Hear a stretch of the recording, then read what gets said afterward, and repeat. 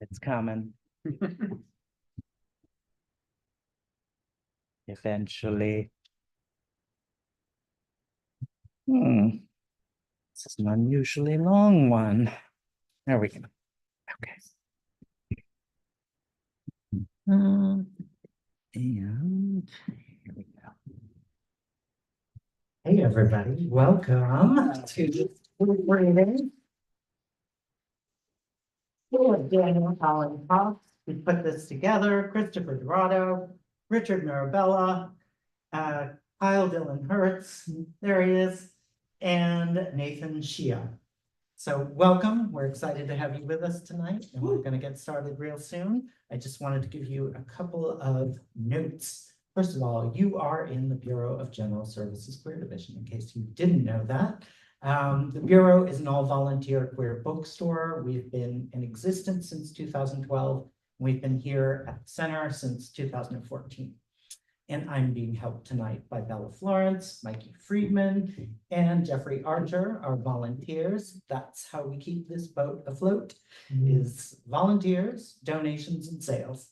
So we're going to pass a bag for donations. If you're able to throw something in, great, especially if you don't plan on buying a book. But if you do plan on buying a book, you should hold on to your money and buy those books. I'll pass this around, not to our readers, but to everyone else. And if you're able to do something, great. There's also a Venmo QR code on there. And for those of you watching online, you can donate on Venmo at BGSQD. Those 5 letters that are all around us. So the Bureau's regular hours are Wednesdays through Sundays from 1 to 7 p.m. And then we often stay open later for events such as this. And if you're not already on our email list, you can sign up for that at the back of the room or on our website, bgsqd.com. And now that we're in September, we have a lot of events. So please check out the calendar, and I hope we'll see you at future events.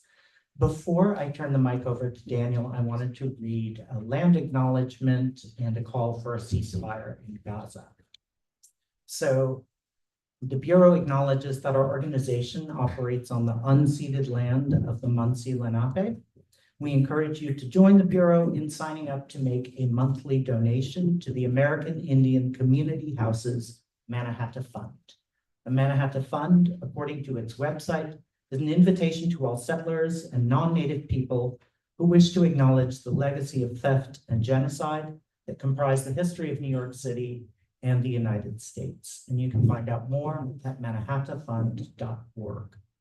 We also want to recognize that today, September 11th, in addition to being many other things, is the 341st day of Israel's genocidal campaign against the Palestinian people, funded by our tax dollars and enabled by our government's unwavering support. We hope that you will join us in calling for an immediate permanent ceasefire, the release of all detainees held by Israel, the release of all hostages held by Hamas, an end to the siege of Gaza, and an end to the Israeli occupation of Palestinian territories in order to stop the collective punishment of Palestinians and to ensure the swift delivery of desperately needed food, water, medicine, fuel, and humanitarian aid to the people of Gaza. Our greater hope is for peace, justice, and liberation from oppression for all people everywhere. And with that, I welcome to the stage Daniel Allen Cox, who made this event happen. Please give him a very warm welcome.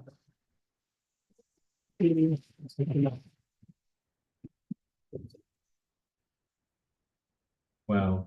Thank you all for being here. Awesome to see you in person and also online. And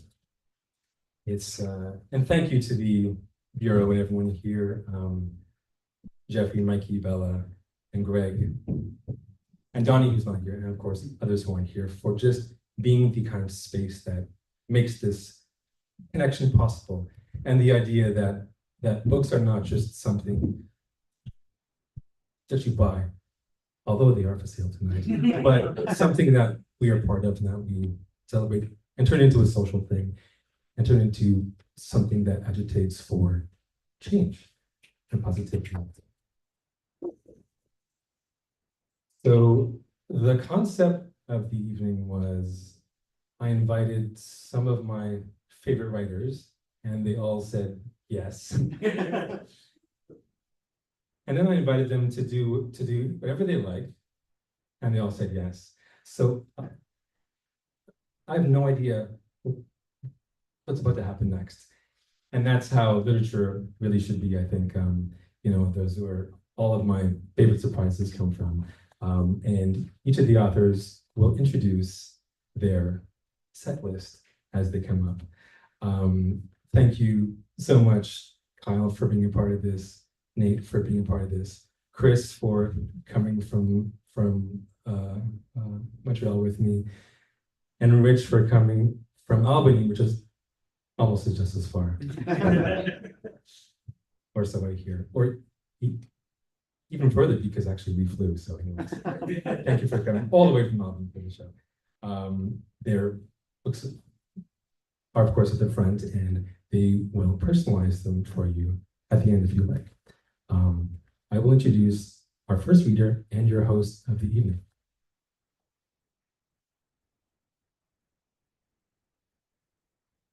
And I shall now procure my reading glasses.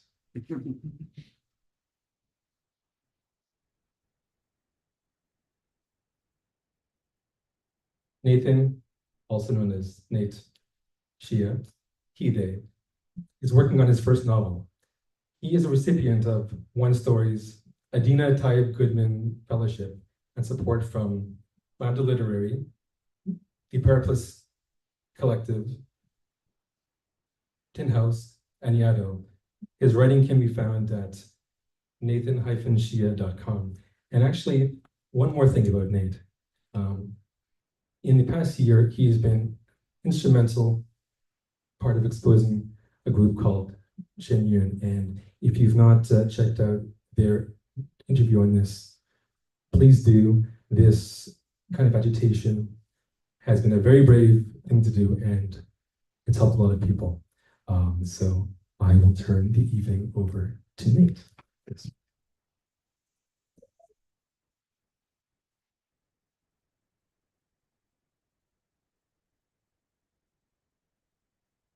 Hello, thanks Daniel for the very warm welcome.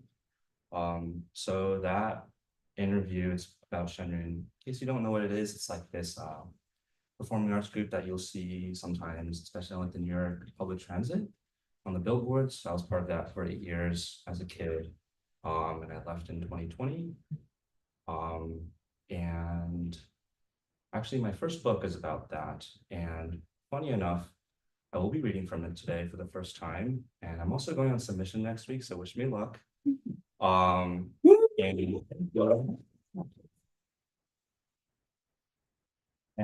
I'll do some like quick hosting stuff before I read. That's okay. This is my first time hosting too, so hopefully I don't make a fool of myself.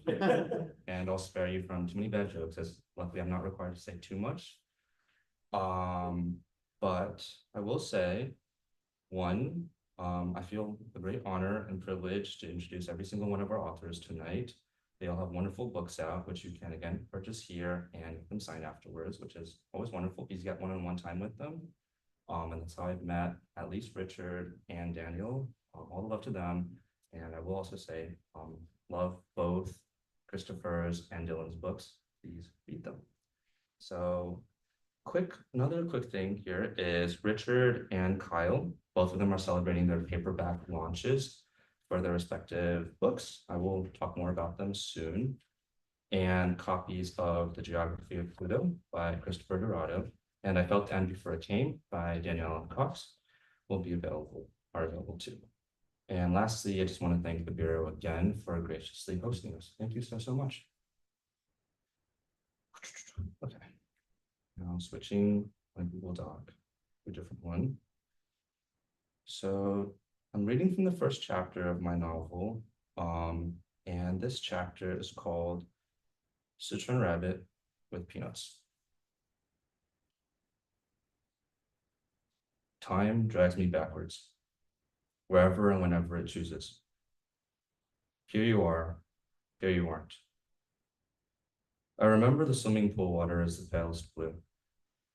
Under the ripples, rust bloodies the tiles.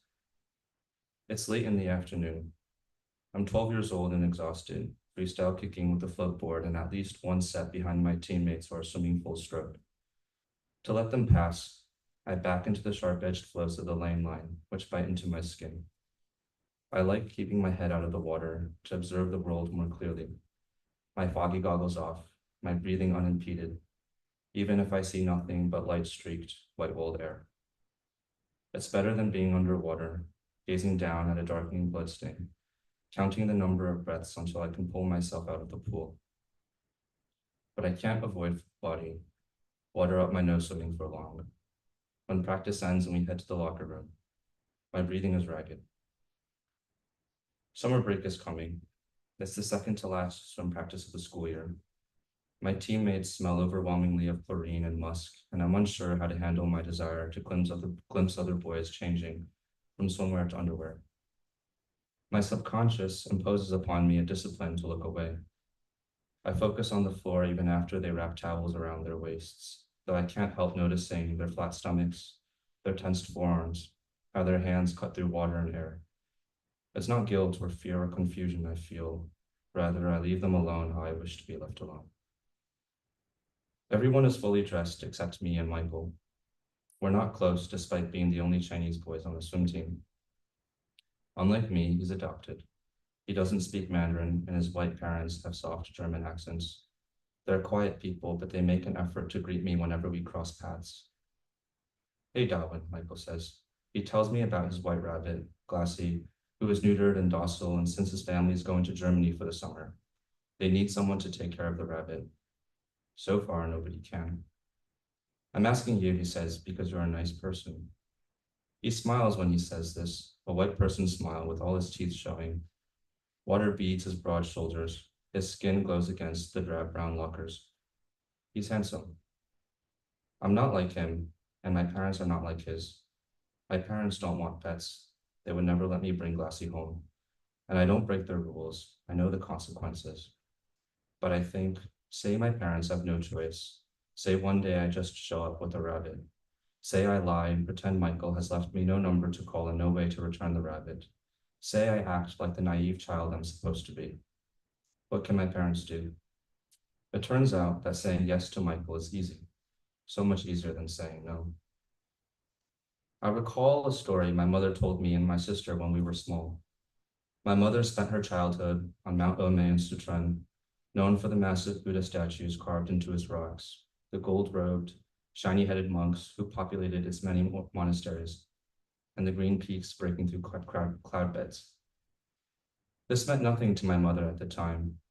Despite its great heights, Mount Ome never rose beyond the poverty afflicting the Chinese backcountry. No electricity ran through my mother's home. Sometimes her parents struggled to put food on the table. Only one family owned a television, and the entire village would line up to watch. My mother saw no point in it. Standing at the end of the long line, you could hardly see the black and white screen, never mind the grainy shadows tripping across it. Instead, she raised white rabbits like Glassy. In high school, when she studied in a frenzy for the Gaokao, her sole reprieve was her rabbits. She loved them, watching them graze, nibbling as if daydreaming, especially at sunset as she completed her homework. One liked running circles around her, another liked resting in her lap, teeth clicking, and the third liked licking her shirt. Their round, curious eyes gleamed. Their velvet ears quivered, constantly attuning to a roaming music she could not hear. One day, my mother came home from school, her rabbits nowhere to be found. Perplexed, she asked her mother, who had just finished cooking a dish of diced brown meat, sprinkled with peppers and peanuts. Her mother pointed to the plate. After our last swim practice of the season, Michael gives me glasses, says thanks, and walks off. I make sure his family's silver SUV pulls away before I exit the locker room and get in my father's battered dark green truck.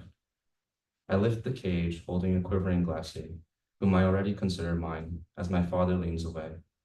He squints.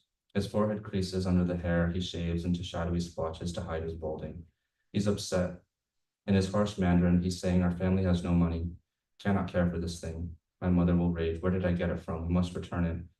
But my father only manages to look confused. Michael's gone, I say. You mean the white Chinese boy? I place the cage on my lap, Glassy still shaking, his dark eyes wide. I explain to my father that Michael will pick up the rabbit when swim practice resumes. Do you have his address? My father asks. No. My father looks down at the steering wheel, exhales loudly, then brushes dust off the dashboard, leaving a swath of black surrounded by a thick coat of gray. When my mother sees Glassy, she's chopping tomatoes. My shoulders are squared and ready, but she lashes out at my father instead. My mother's ability to leap from everyday calm to ear-splitting anger jolts me no matter how many times I've seen it. She throws questions like accusations.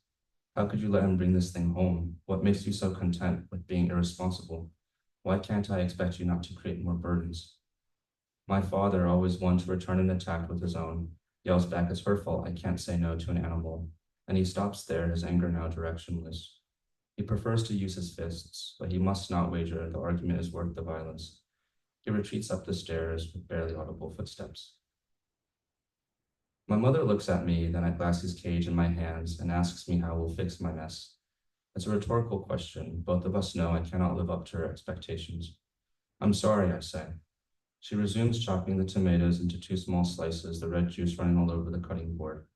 I put Glassy's cage on the living room carpet, and Lily, my 10-year-old sister, sits in front of it. Mesmerized, she slides a hand between the bars. Glassy darts to the opposite side and freezes. He won't let you pet him so soon, I say, kneeling next to her. He faces the ashy fireplace, which has not been cleaned or lit in many years, and his eyes reflect the room, the off-white walls, the discount store furniture, and the portrait on the mantelpiece of my mother's orange-robed master. My mother brings over a basket of lettuce and shredded carrots. Surveying the scene with knit brows, she sits behind us in the lotus position, then passes Lily the basket for Glassy. I open the cage with trepidation, worried he will run out, but he doesn't. Lily drops the basket inside. He munches away and eats with such focus the rest of the world ceases to exist. Is he happy with the taste? I hope so, but watching him, all I feel is an animal's drive to survive. After my rabbits died, my mother says, I swore never to own pets again. She reminds us how Falun Dafa practitioners like us can't have pets, for if animals hear or glimpse us reading the Fa or meditating, they will steal the divine knowledge and power forbidden to them, and will be smited for it. Only humans are granted the privilege of practicing Falun Dafa and reaching consummation, an escape from the endless cycle of life and death and rebirth. An animal cannot reach consummation. If they try to cultivate, they will instead become land-raising demons. These are universal truths. My mother decrees we must keep Glassy outside on the porch, except when it rains, in which case he may stay in the basement. I don't like to think about Falun Dafa, something I can't prove to be true or false, no matter how many times my mother forces me to read John Falun. What I do know to be true, and I tell my mother, is that the outdoors is unsafe even when dry. We've seen glinting eyes in the night and shadows winding through the trees. We've heard the howls of coyotes and the screams of foxes. My mother says, make it safe then, and do it now. Thank you.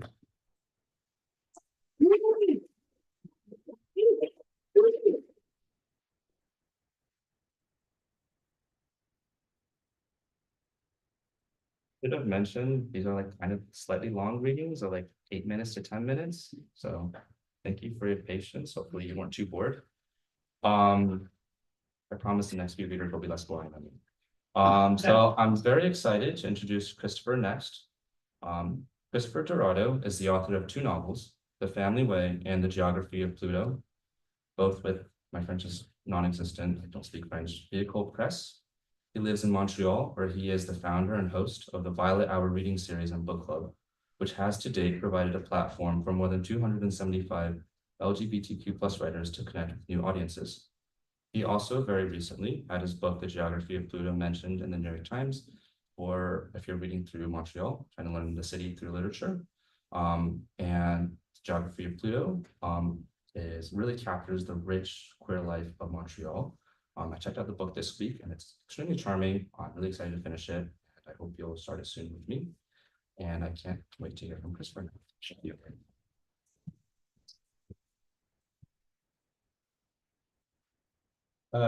Thank you so much, Nathan. Okay, Hi, everyone. Hi, everyone. Thank you so much, Greg and the rest of the Bureau. It's so wonderful to be here. This book came out 10 years ago. It was my debut novel.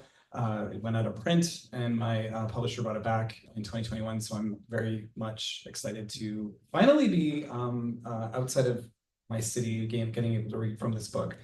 I'm going to read from one of the chapters. This book is about loss. It's about the complex emotions that kind of come up when someone leaves you. In the case of my main character, Will, it's his first boyfriend. I'm from Montreal. Oftentimes when you live in Montreal, you have relationships with French Canadians like I did. And sometimes they can be really interesting, complex relationships. So I wanted to kind of pay tribute to that. And I think all you really need to know from this excerpt is that Will's a geography teacher, and yeah, he's nursing a bit of a heartbreak. I returned from the Christmas break to discover that they had moved my things into a new classroom. One of the French teachers, Richard Delpay, had retired before the holidays, and I inherited his old room. It was a corner spot on the second floor with long, thin windows on both sides of the building, much better than the windowless ground floor space that I had been teaching in. The first day back was a quiet one. With students not starting until the following day, we teachers were expected to use the time to prepare our lessons. I had done most of the work over the holidays and instead used the morning to unpack and settle in. The room looked empty without the stuff that Delpay had accumulated over the 30 years that he had taught there. I had never seen his blackboard as dark and as clean as it was now. It had always been covered in translucent clouds of white chalk with row after row of conjugated verbs. Now the only signs that had been used were the crushed bits of chalk in the grooves of the tray. Delpay had left a couple of things behind, a Larousse dictionary that was missing its cover, a torn poster on the Imparfait hanging on the wall, and a stack of tattered L'Actualité magazines. I collected everything and put it all into a box by the door.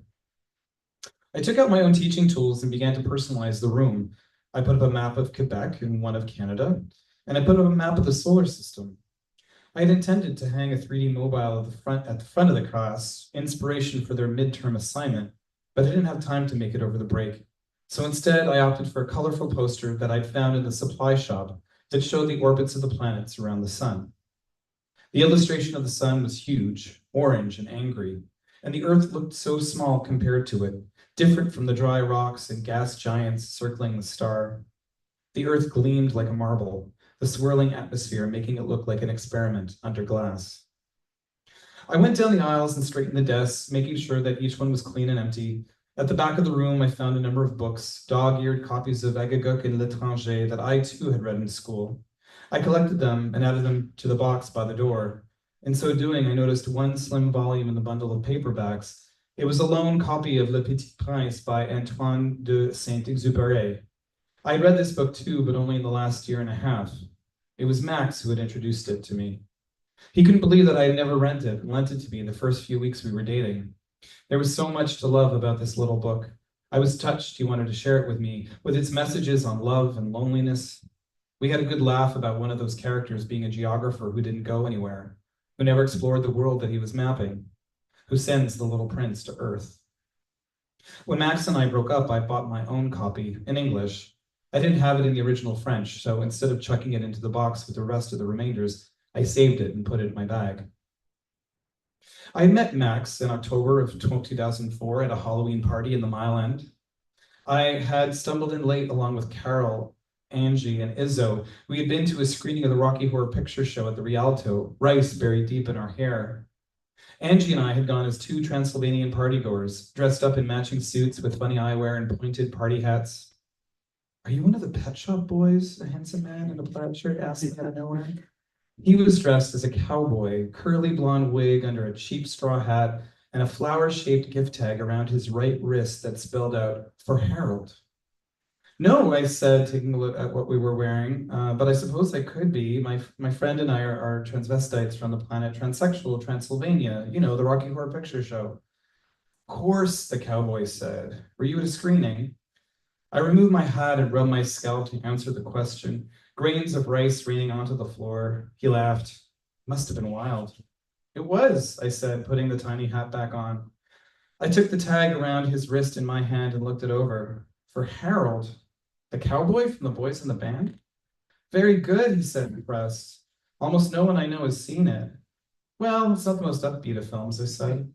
That doesn't mean it still can't be great. Some of the best stories are tragic ones. I think The Boys in the Band is my favorite movie. I've seen it like 100 times. Really, I said. Francophone's favorite film is The Boys in the Band, I said with a nod. I think I like that. He smiled and took a swig from his beer, a handsome ranch hand taking 5, so you can tell I'm a Francophone. Well, you have a bit of an accent, I said. Damn, he said, looking down. I was hoping it wasn't noticeable. I've been auditioning in English. An actor. It's slight, I said, to use his worry, hardly noticeable, adorable even. He smiled again, and so did I. Suddenly, I felt something under my foot. A grain of rice had made its way down into the sole of my shoe. Hold on, I said, taking off my sneaker and removing the offending crumb. God, I'm just covered in rice. Don't worry, he said. I'm sure they'll all come falling out once you get home and take off your clothes. I almost lost my balance, putting the shoe back on. What the cowboy had sent a surge through my body. He'd undressed me in a sentence, and it felt like I had fallen 10 feet. I'm Max, he said, extending his hand with a gift tag on it. Hi, Max, I said, shaking back. I'm Harold.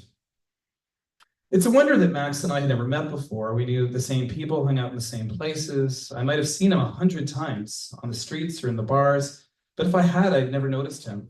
Max didn't stand out the way that the others do, the tall and beautiful who trot about the bars like fresh young ponies out of the gate, nor like the worn and muscular apes who swing topless from speaker to speaker. His beauty was so subtle, so unobtrusive, that he blended into his surroundings like a gecko, lithe and colorful, yet modest and discreet. Max had short brown hair that was thick yet receding, with deep blue eyes that were as vibrant as Neptune. He was of average height and build, with furry arms and thick fingers. During the 2 uninterrupted hours that we got to know each other, I could not stop staring at his hands, the way they held the beer bottle and swept the synthetic hair from his face. As the party wore down, Max asked me if I wanted to leave. We took a cab to his apartment, our hats and accessories often in bags. We got out a block before his building so he could pick up some milk at the Couche-Tard. His street was dark and quiet. It had rained that afternoon, so the fallen leaves were clumped together, their earthy mustiness sent airborne by our sneakers. He was telling me about leaving his hometown of Drummondville at 18. My mother died when I was 12, had 2 more kids and forgot all about me. When I came out, he freaked, tried to get me to see a psychologist, wouldn't leave me alone with my brother or sister. After a while, I couldn't take it. I needed to leave, so I saved up some money and left for good. Just packed up one day while they were out and took the bus to Montreal. I muttered my wide-eyed, sympathetic disbelief. Shit. I had heard this kind of story before, but Max was the first person I had ever met who had lived it. I can't imagine what that must have been like, I said. Have you spoken to them since? No, he continued matter of fact, as if he had told the story 100 times. I haven't spoken to my father in 6 years, but believe me, it's for the best. I don't need that kind of bullshit in my life. He stopped in front of a red brick building and took out his keys. We're here. Max jiggled the keys into the lock, turning it with a loud snap. The door creaked open and he led me upstairs in the dark, the bluster of our feet accompanying us up to his 2nd floor apartment. He then opened the door to his home and took a couple of blind steps to where he knew the lamp was. With a click, the room lit up, and I became introduced to the life and color of his walls. Bienvenue, he said, taking off his coat and shoes and throwing his bag on a table nearby. You can put your stuff on the hook behind the door. I closed the door and did what I was told. I took off my shoes and I left them next to his, wading into the center of his living room to have a look around. Max's apartment was larger than mine. He had 2 more rooms than I did, with a balcony in both the front and the back. Across the vacant lot behind his place was a strip club frequented by an East End biker gang. On future summer nights, I would often find myself awakened by the odd noise, the crash of a beer bottle against the pavement, or the drunken squeal of a stripper getting into someone's car. Below and to the right of him, the apartments were empty. And on freezing mornings, Max and I would break into them to turn on the heat because his floor was cold. It was so easy to do. Lousy locks were hitched up on all of the building's back doors. With little effort, one could walk up the spiraling metal staircase onto his back porch and, with a screwdriver, knock the hook off the latch and let oneself in. Not that Max had anything valuable to steal. All he had was a shitty VCR and maybe 30 CDs. He had no couches either, just 2 futons that he turned into beds when old friends would visit. His television only received 3 channels, and his VCR was missing several buttons. He had lost his remote control, so in order to watch a video, we'd have to take a chopstick out of the kitchen drawer and insert it into the hole where the play button once was. There was also a clock over Mac's sink that was perpetually 4:37. There were no batteries in it. Max hated the ticking sound, so he'd taken them out.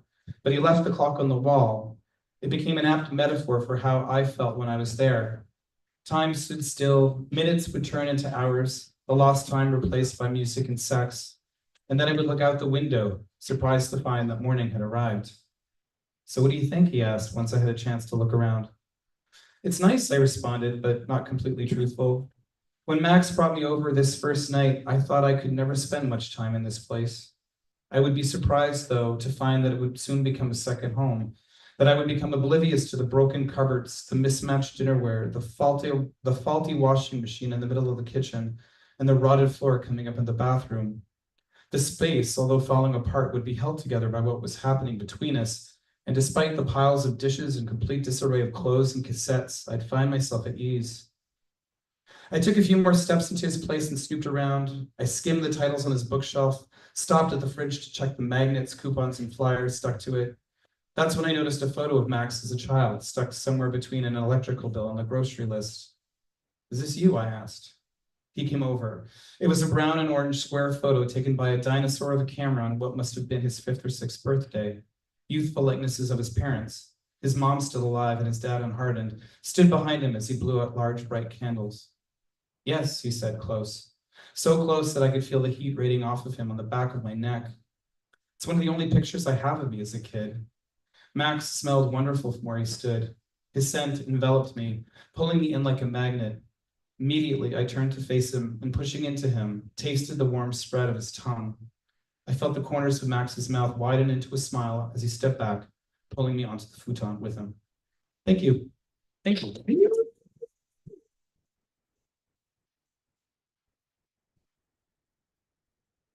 Thank you, Christopher. That was awesome. Maybe you feel very single, but that was awesome. I hope, yeah.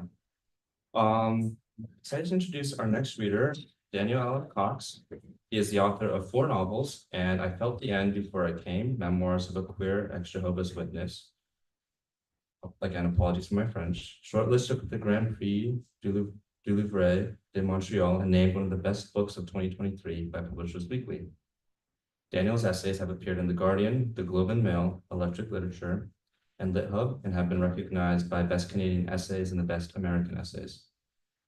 Personally, I've been a big fan of Daniel for a really long time. I read him when I was still in Shenyang, and it was so eye-opening, and helping me think more critically about the world I was living in, things I was doing in God's name versus what you actually do to do good in this complicated and rather daunting world.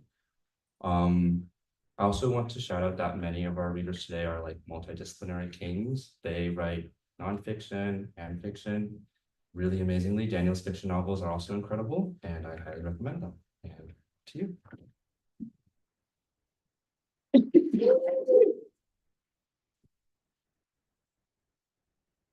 Thanks so much, Nate. That was really kind and sweet.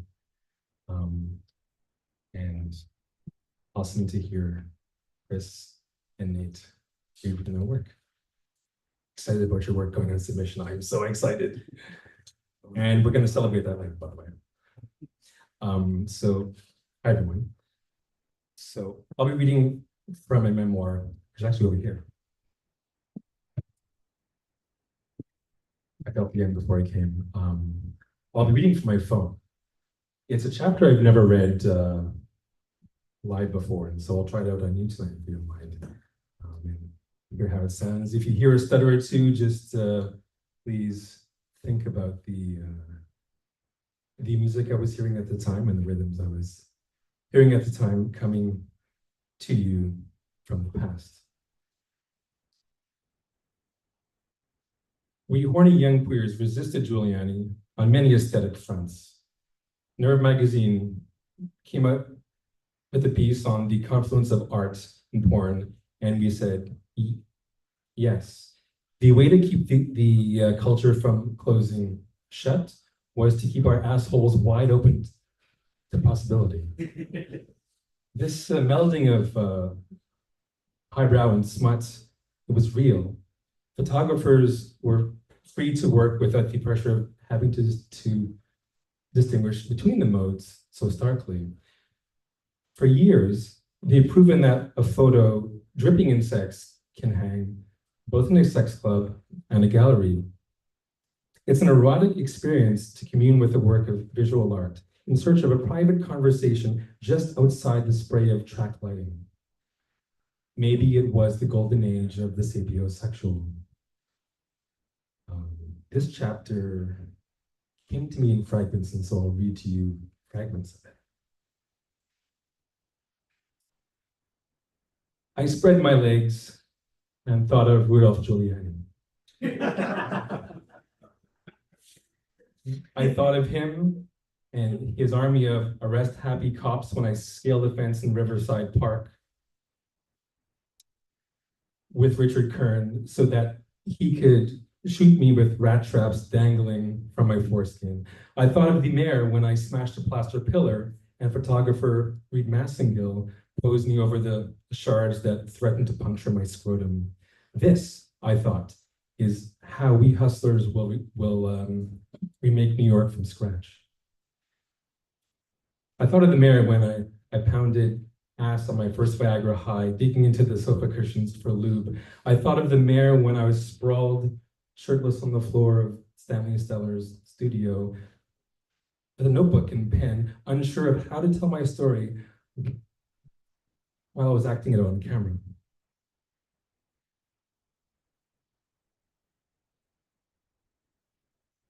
The morning that my first Han show cover was due to come out, I lined up at dawn at the curbside newsstand at the corner of Houston and Broadway, you know, under the DKNY fresco. And I wanted to be the one to get the first copy. I actually was on the cover, all right, but I was disappointed when I looked through my open zipper and saw that my pubes had been airbrushed off. Leaving them on, of course, would have incurred the extra expense of shrink wrap to conform to the new law governing family fare and what couldn't be displayed in public. It's strange that I wasn't more disturbed that I was appearing in army fatigues and I was wrapped in the stars and stripes, and that Giuliani would then go on to militarize this city and this nation using these same emblems.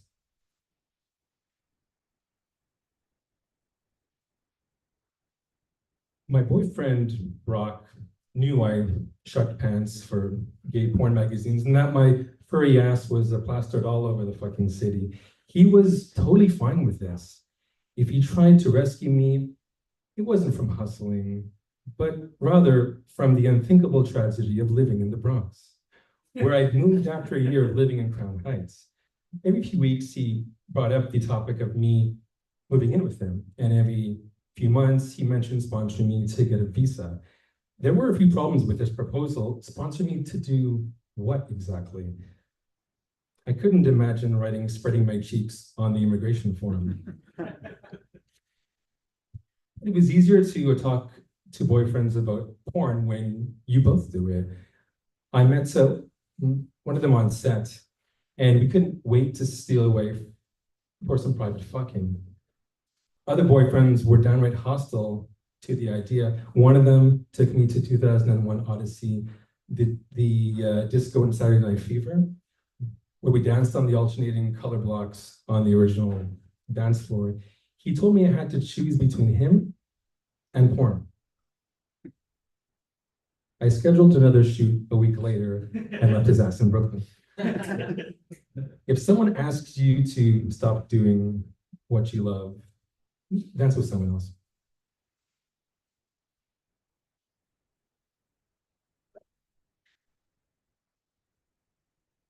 I thought of Rudolph Giuliani when I did a raunch scene in Brooklyn Meatpackers with Donnie Russo, a BDSM porn icon who lived in the apartment above a funeral parlor his family owned and where he did makeup on corpses. Exactly, that's what I said. How much piss could a foreskin hold if a foreskin could hold piss? Looking back, it's the pinnacle of bad 90s video production. There's absolutely nothing in focus, and the pixels are bigger than cum shots. When Donnie's boyfriend, Aaron Cobbett, the photographer who's a hustler glam the Chelsea galleries couldn't get enough of. He put me in boxing gloves, a navy and orange bomber jacket, open to my bare chest, and great gobs of pancake makeup and lip liner. I may have thought of the closeted cops who might jerk off over the shots when they appeared in the German art book, pining over the escorts who got away. This is the portrait I mailed to my mother to let her know how I was doing. And when I eventually returned to Montreal, this is the portrait I found framed in one of her bookcases.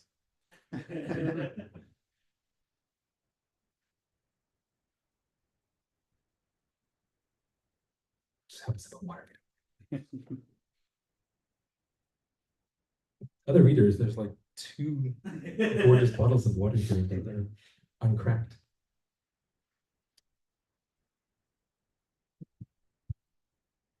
Whenever I crossed the Brooklyn Bridge, I could see the watchtower marquees that loomed over the East River on the Brooklyn side.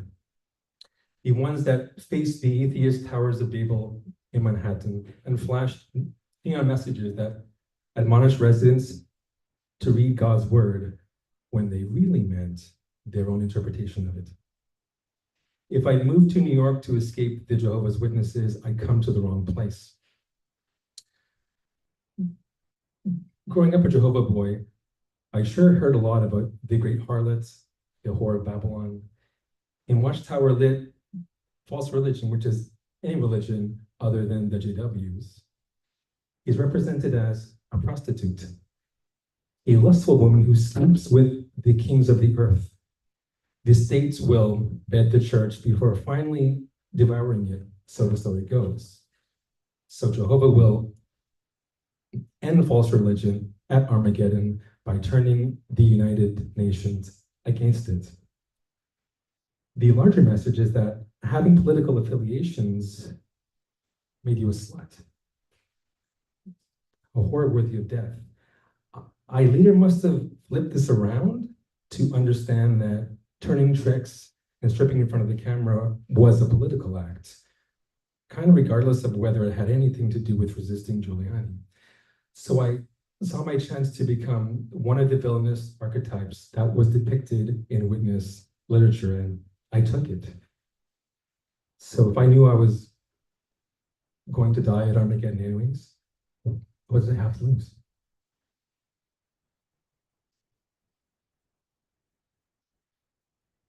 I don't have any selfies from this pre-selfie time in New York, and I really wish I did. It's almost as if Stanley Steller knew what would happen and knew that would happen. He invited my art direction for many of our photo shoots, and he regularly gifted me prints.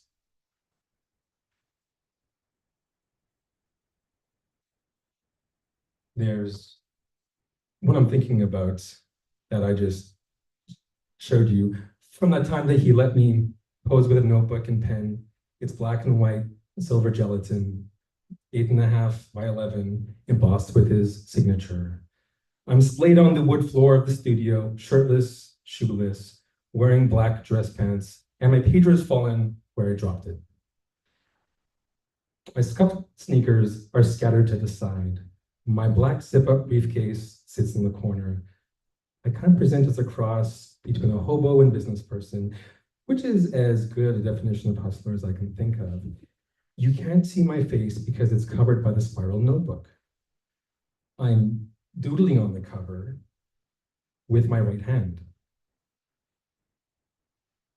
The statement is that the text in the notebook should stand in for the boy in the photo, that the half-nude body is just a meat sack in service to the writing.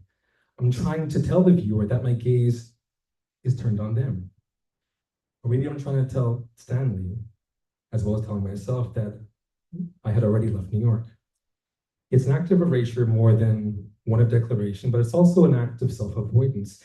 In the photo, you can smell the danger of trying to tell the story too soon, before it's even partially lived.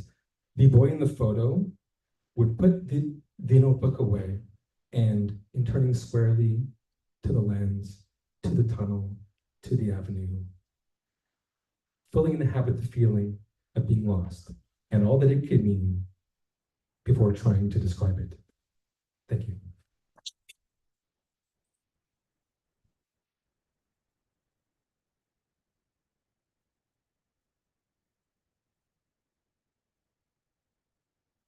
I don't know about you, but Daniel's reading reminded me how unfair life can be.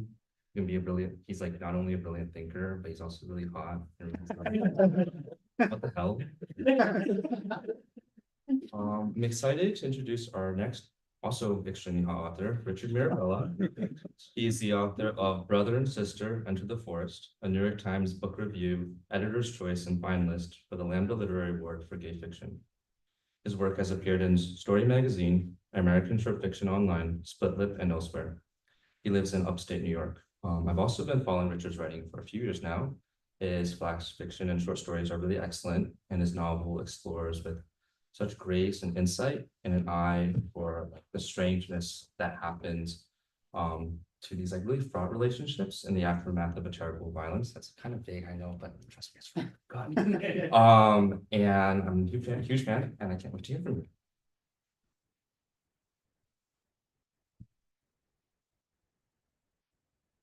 Thank you, everybody, and thanks, Nate. That was so nice. So I'm gonna read, I'm kind of tired of reading from my book, but I'm gonna read a short section, but I'm gonna read a short story. It's really tiny. And it's about the place I grew up, Levittown, Long Island, which is pretty nearby. Levittown. For Suzanne. I went home to Levittown, and there I found my best friend waiting for me, no older than when I left her 20 years ago. I said, "Wow, you look the same as the day I left you." No, she said, "You." We walked the streets, which were named after flowers, and talked about the things we used to talk about and loved each other. It was summer. Cicadas fell out of the trees to scare us. At the public pool, we dove in naked and climbed out. We spread out towels and sunned ourselves. A boy cast a shadow over us, and I recognized him as the boy who'd hurt me a long time ago. "You haven't changed at all," I said, with fear. "I have," he told me. "I'm older and stronger. I have a family and a lovely wife."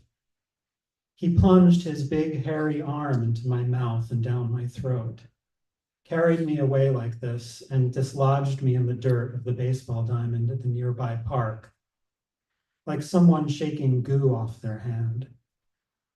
"You haven't changed," he said. "I still hate whatever's inside you that makes me hate you." He kicked the dirt into a cloud and it clung to me, coating my sweaty skin. I curled into a ball and waited for him to finish. In the distance, young people screamed among water sounds. Funny how children scream when they're having fun, and it sounds like they're screaming for their lives. After a moment, footsteps shuffled near. "It's me," she said. "He's gone." She pulled me off the ground and we walked to the pool to get our things. Back on the street where we grew up, we broke into my old house and mounted the stairs to my room. Someone else lived here now, and the decorations were different. They must have known we were coming. "How thoughtful," my friend said, and picked up the cassette the new resident had left for us by the stereo. I was still naked and filthy. My friend put the cassette in and music started. Music from when we were new to the world. I watched her dance to "The Warrior" by Patti Smythe and Scandal.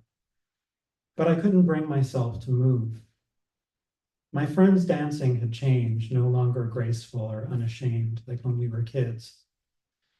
And me, I still shivered to see the gentle way I moved.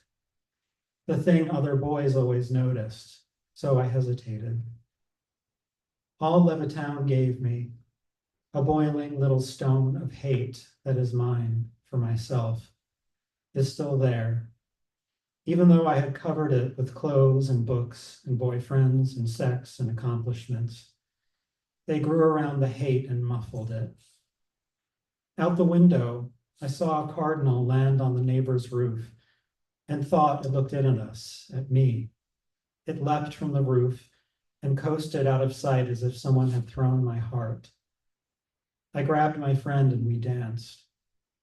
Come on, she said, try.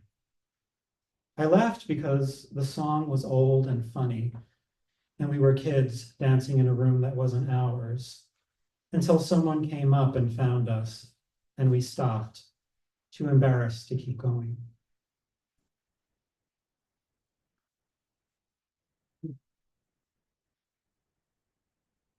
And now I'll read this, just this tiny little part of my book.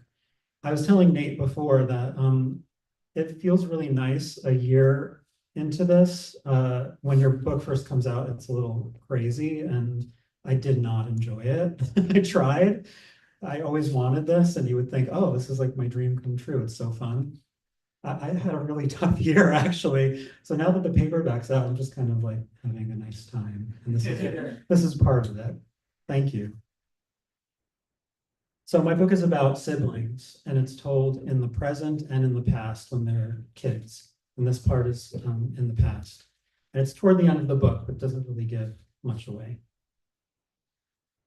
The previous summer, she and Jenny had gone to the nearby bird sanctuary and had found a cave out of which cold air seeped and caressed their faces and bare legs. They welcomed the cold as the day had been scorching, but it had also unsettled her, the way it clouded out of the flat darkness of the entrance, which was large enough to duck into if they wanted to do such a thing. The hidden place terrified her. Water moved somewhere. She sensed living things inside. It was a place they went back to again and again. One evening, they crouched to get out of their way. Oh, one evening, they stood by it and witnessed bats leaving for the night and crouched to get out of their way. Willa suspected Jenny hoped to build enough courage to go inside someday, but Willa would never get there herself. One day, a cave opened inside Justin. Cold billowed out of him and in their mother's direction. He would take nothing from her. He rejected his pills if they were offered by her hand. She gave them to Willa to deliver, but he didn't trust them. You planned this, he said to their mother, to get rid of me. Of course I didn't, Grace said. Why would I want to hurt you? To Willa, it sounded like a lie, though it was true. You're a witch, he said. Grace took him to his neurologist. Willa went along to keep him calm and let him know nothing evil would befall him. She didn't know what went on between the doctor, Grace, and Justin. She sat in the waiting room reading Better Homes and Gardens. Were there really people who decorated their homes seasonally? New pillows for fall, different colored throws for spring, for winter. Thanks.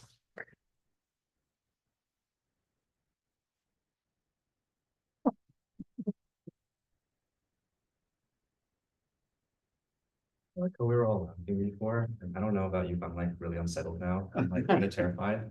But it was like scary in a sexy way, so it works out.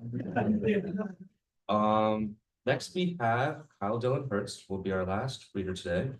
He's the author of The Look Back Window, a New York Times editor's choice. Vanity Fair named The Look Back Window one of the best novels of 2023, which I agree with. His work can be found in Esquire, Freeman's, Time, and elsewhere. He received his MFA from NYU and a residency from Yale. He teaches at the New School, and I got to read The Look Back Window last year as well, and it completely blew my mind. It's a real like masterclass in tone. It really definitely navigates humor and also like art. And I think somewhere I read online, these are not my words, but I agree with it as well. Is that instead of reading A Little Life, you should read this book instead. And anyway, our last reader tonight, Kyle.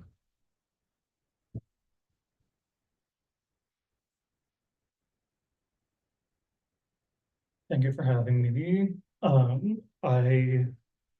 The paperback is weird. I had like a pretty good first year with the book, but now I'm just having like deja vu all the time doing this. And I was saying to my husband, because every time I like say something I don't agree with, I'll always say like, Richard, remind me to never say that again, because when the paperback happened, I kept saying like, I'm not that excited, like I've already done this. This is like, it's like doing it again, but I have actually turned a corner and it's now exciting again. And part of it is like coming to places like this where looking at this wall, you like, it's either one of my good friends, someone I fucking hate, or like a dead gay guy I idolize. And that's actually pretty fucking cool.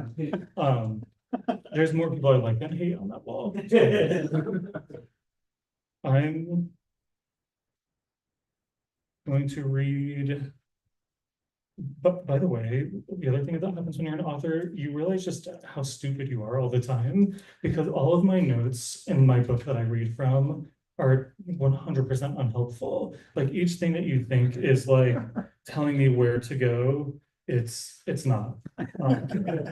It's always the wrong page, which makes sense because when I went to grad school, I never took a single note. I would take people's workshop notes and walk right to the garbage outside with my best friend. And we would both throw them in there being like, we're never gonna need this. Anyway, this is from the end of the book, kind of, where the main character Dillon and his soon-to-be ex-husband go to a bathhouse together. Worst case scenarios, you're born into poverty or given up. You're never adopted or your parents beat you. Your mother gives you up to live with your abusive father, or you find a pedophile who rapes you. Nobody cares either way what happens to you, and this never changed for us. And your marriage fails. You love a man because of what happened to him, but he was too young to know what he would become. You're so traumatized from what happened to you that you can't handle more pain. Your husband gives you more pain, and you do the same in turn. You will have to start over again and again your entire life, no matter what happens. You will have been through worse, you will remember worse, and worst of all, you will never be able to erase the pain of what happened, although you will be able to move beyond it if you are smart enough to realize the difference between what will hurt you and what you are afraid of. That's what I told my soon-to-be ex-husband Moans when I persuaded him to come with me to a bathhouse. I needed him to know the person he was leaving behind. He listened silently, and then he agreed to the West Side Club. He picked me up and drove us to Chelsea. We waited in a brief line to get 2 rooms. You can't share rooms, so we had to get both. I paid, and Moans nervously followed me through the dark and busy halls. I dropped him off at his room, told him to get undressed if he wanted, and to wrap a towel around his waist. He didn't have to leave the room. Moans texted me to ask if I was okay, and he said he was going to walk around. And when I returned to my room, I could see the changing lights of his phone in his room. I undressed and left my phone under the bed, locked the door and showered off. A Hasidic man with a small dick let water flow over him, and another with a piercing leaned into the shower to see who was there. When I didn't make eye contact, he left me alone, and then I went into the sauna. The tiered white tiled seating was foggy, and the steam obscured a small TV playing vintage porn. Alone I sat in that very hot room. What rules and regulations existed on the walls seems silly. Maximum occupancy. I only ever saw that phrase in a bathhouse. The sign warned to avoid the sauna if you were ill with a stomach virus. In the game I was playing, in the video game I was playing at home, fellow bandits fell ill with dysentery. I had looked up the etymology of the word. It was made famous by Hippocrates of ancient Greece. You know, the Hippocratic Oath, the great lie of doctors. He lived around the time of Alexander the Great, who ate shit at 30 and died after binge drinking poisoned wine. The great father of modern medicine couldn't keep a down low conqueror from a faggot's death. There were more brutal ways to die, but few were as embarrassing. My father used to tell 2 stories before I went to sleep as a child, all from his Jersey beach rat youth. One of them occurred on a summer evening. His mother had heard scratching in the air ducts connected to the stove hood. The family put down their hot dogs to listen to the intruder. His mother stood up from the table and leaned over the stove, peering through the aluminum slits to investigate the racket. A squirrel had found its way into the ducts and seemed unable to escape. It was trying to climb into the kitchen, its little paws reaching uselessly through the slots. His mother didn't know what to do, so she topped the hood with a wooden spoon. My father and his sister screamed at the squirrel to go home. His own father wasn't home. She realized she could turn on the fan to gently blow air against the squirrel, urging it outside. My father expected to see the creature transported in the wind like the house in the Wizard of Oz. She pressed the switch for the fan, which whirred peacefully into a terrible thumping ruckus. Caught first in the blaze, the tail discarded tufts of fur, followed by a little arm, bones, skin, and guts. In the sauna, I laughed at the memory of that story, and I didn't know if it was true. My father told the story as if the three of them danced beneath the shower of blood, screaming like lunatics. This didn't seem like my father, a warm and guilty man who was angry at his own father. More likely, it was probably a story he himself had told to his own absent, angry father once his father had returned from work. Like, Dad, you won't believe what just happened today. My father never recovered from how his father had treated him, and this rejection carried over to my youth, when my father and I used to argue. This happened right before the Vincent era. The last night my father threw my skateboard against a condemned tree in the yard, and I picked up the broken halves in the purple dusk of summer with fireflies rising from the grass. My parents didn't come outside. They quietly asked me to return. After that final fight, my father enrolled in therapy, started medication, and changed. Now as an adult, I could see it was an extraordinary rehabilitation, but it had also placed a burden on him not to intervene. I had to stop remembering. I was in a bathhouse, and nothing made you feel more like a pervert than seeing an old man's ugly cock and thinking, Daddy.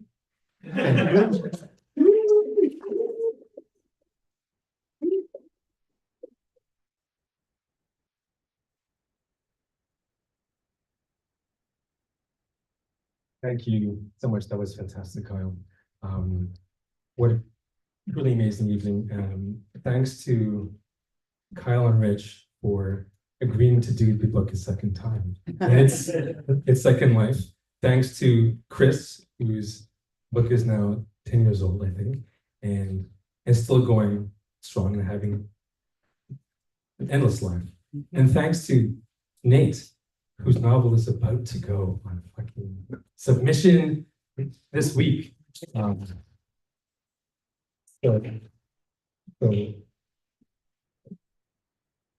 object lessons in how to keep writing alive, actually alive. And it's through people, it's through you, it's through the Bureau, General Services, Creative Vision, and all these authors who we love, who we hate, and only a few of them.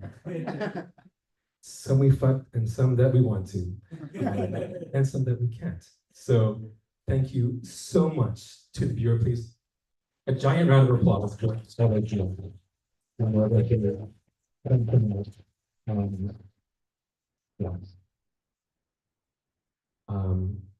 And ceasefire now, and the genocide in Gaza.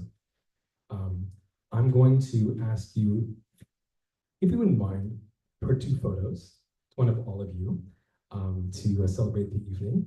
And then I'm going to ask the authors to all come on stage, and we'll do a photo all together. And so I'll just do a quick one now of you all.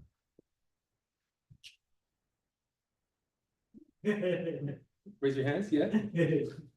Nice, awesome, thank you. And now if we can have the authors on stage, please, for a group photo, and feel free to take pictures. Yeah, sure, thanks. There you go. Should be open there. Yeah, all crowd in here, in the front too. Get in.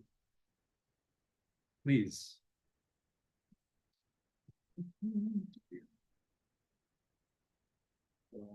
Thank you. Say BGSQD. And actually, can we have a final round of applause for our host of the evening, Nate? Thanks so much. Yeah, thank you. We're going to Julius afterwards, or like nowish, after the authors sign their books for you, of course, which they're happy to do. So thank you all for coming, and thank you also for watching online. Thank you, guys. Thank you so much. Good night, viewers.